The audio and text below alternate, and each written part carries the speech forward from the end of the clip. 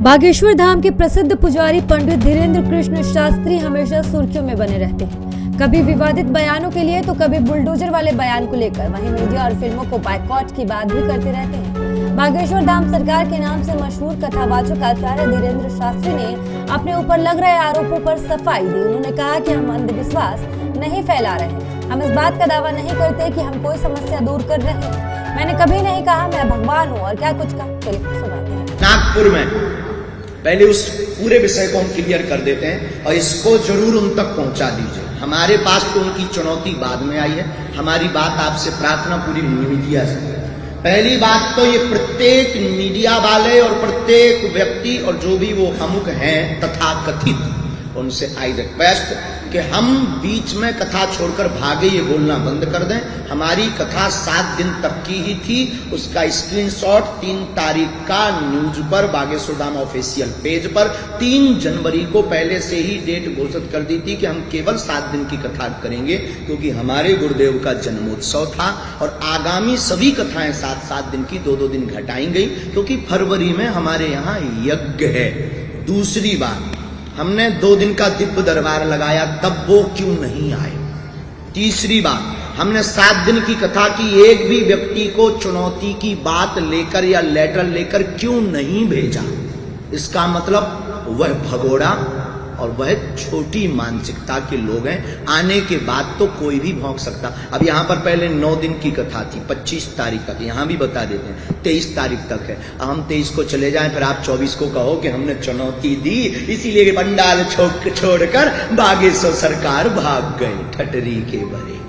2 दिन का दरबार लगा, आप आए नहीं, आपने कोई हमारे पास जानकारी नहीं भेजी, आने के बाद आपने भेजा। दूसरी बात, हमारे बागेश्वर बालाजी के दरबार में न बुलावा है, न दावा है, न दक्षिणा है, फिर बवाल क्यों।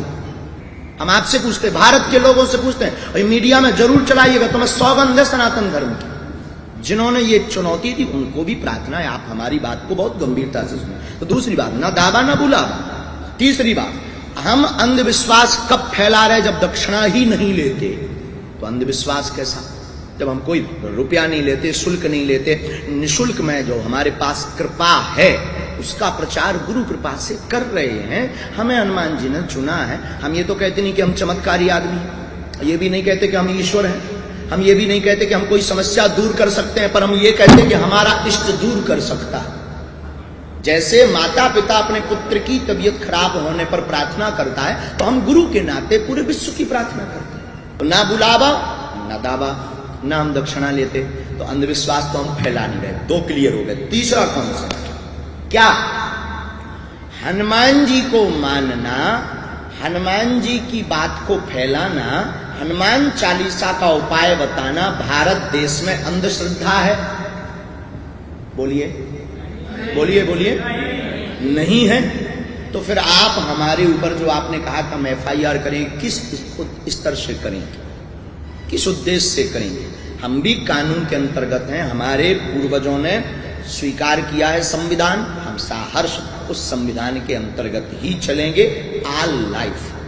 तो हनुमान जी की पूजा करना अगर अंधश्रद्धा है तो भारत के जितने भी हनुमान भक्त हैं सब पर FIR होनी चाहिए।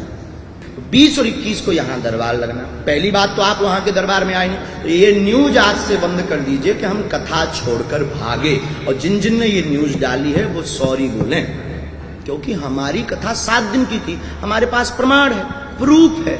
3 तारीख को हम पहले ही ये कह चुके कि हम 7 दिन की कथा है, सब कथाएं हमने 2-2 दिन की काट दी। दरअसल धीरेन्द्र शास्त्री की महाराष्ट्र के नागपुर में श्री राम चरित्र चर्चा का आयोजन हुआ था। अंधश्रद्धा उन्मूलन समिति ने धीरेन्द्र कृष्ण शास्त्री पर जादू टोने और अंधश्रद्धा फैलाने का आरोप लगाया। समिति के अध्यक्ष श्याम मानो ने कहा था कि दिव्य दरबार और प्रेत दरबार की आड़ में जादू टोना को बढ़ावा दिया जा रहा है। देव धर्म के नाम पर आम लोगों को लूटने और धोखाधड़ी का शोषण किया जा रहा है। इसके बाद दावा किया गया कि अंधश्रद्धा उन्मूलन समिति की वजह से 2 दिन पहले ही यानी 11 जनवरी को ही धीरेन्द्र शास्त्री की कथा संपन्न हो गई। कहा गया कि जब समिति ने पुलिस से शिकायत की तो शास्त्री भाग निकले।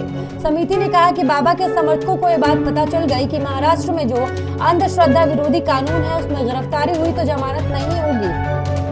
इस इसीलिए बाबा ने पहले ही पैकअप कर लिया। हालांकि अब धीरेन्द्र कृष्ण शास्त्री ने इन आरोपों को खारिज कर दिया है। उन्होंने कहा कि मैं वहां से भागा नहीं था, मेरी कथा पहले ही खत्म हो गई थी, इसलिए मैं चला गया था। ब्यूरो रिपोर्ट, नवोदय टाइम्स, नई दिल्ली।